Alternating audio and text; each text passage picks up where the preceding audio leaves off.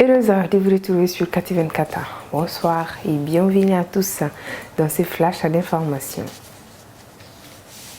Le Premier ministre de la Transition, Dr Shukela Kogala Maïga, effectuera une première visite dans la région de Gao du 17 au 20 février prochain. Une première depuis sa nomination à la primature il y a 18 mois. Shukela Kogala Maïga aurait attendu plus d'un an et demi pour annoncer sa première visite en tant que chef du gouvernement dans sa région natale. C'est du moins ce que la primature a annoncé dans un projet d'agenda de visite du Premier ministre dans la région du Gao du vendredi 17 au lundi 20 février 2023. Plusieurs activités sont inscrites au menu de cette visite dans la cité des Askia. Le Premier ministre aura des échanges avec les autorités régionales et procédera à la remise des vivres et matériels agricoles aux populations de Gao, du cercle d'Assongo et de Bourem. La région de Gao est devenue le refuge des nombreux déplacés fuyant les menaces terroristes du groupe d'État islamique dans le Grand Sahara. Depuis plusieurs mois, les organisations humanitaires font état de l'arrivée des centaines de personnes en provenance de la région de Ménaka, située dans la zone des trois frontières, où l'État islamique continue à régner en maître absolu. Outre la remise des vivres, il annoncera la reprise des travaux du barrage de Taoussa, des routes Gao-Bourem-Taoussa et de Gao-Sévaré, ainsi que la réhabilitation de la salle de spectacle de la ville de Gao. Toujours à Gao, le Premier ministre rencontrera les unités des forces armées maliennes déployées dans le cadre de la lutte contre le terrorisme.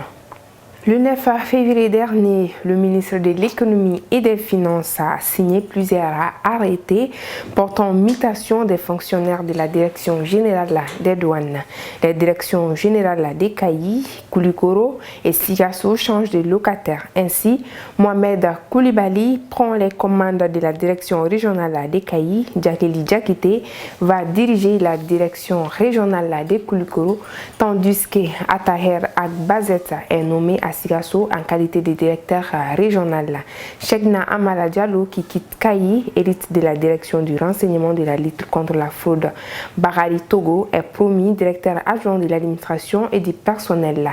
Wali Bachili monte de grade et devient adjoint au directeur des contrôles après dédouanement. Ibrahim Ak Assala devient directeur adjoint des recettes et des statistiques.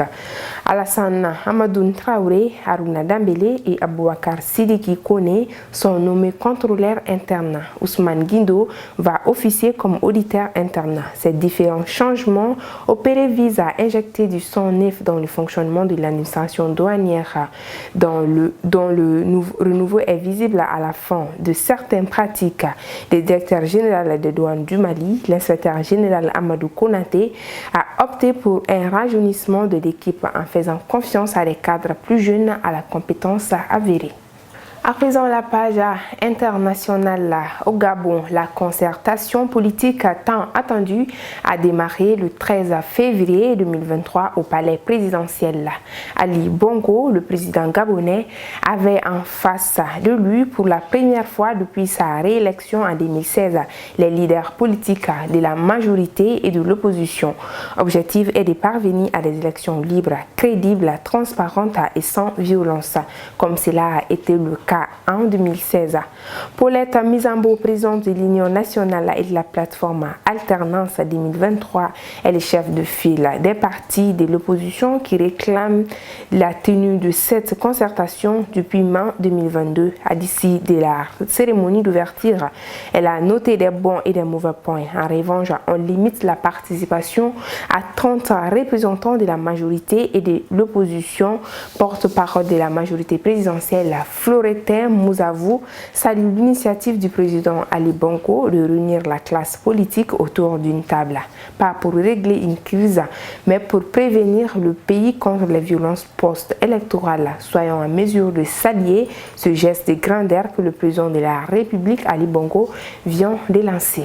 Toujours dans la page internationale Cameroun, un mouvement social a été lancé au Cameroun ce 13 février 2023 par une quinzaine de syndicats rassemblés au sein du Cameroun Workers Forum. Le mouvement de grève initié par une quinzaine de syndicats réunis au sein du COMOF n'a été que très peu suivi dans la capitale camerounaise. Les grévistes contestent l'augmentation unilatérale du salaire minimum interprofessionnel garanti CIMIC à 41 000 francs CFA, un montant jugé insuffisant par les syndicats.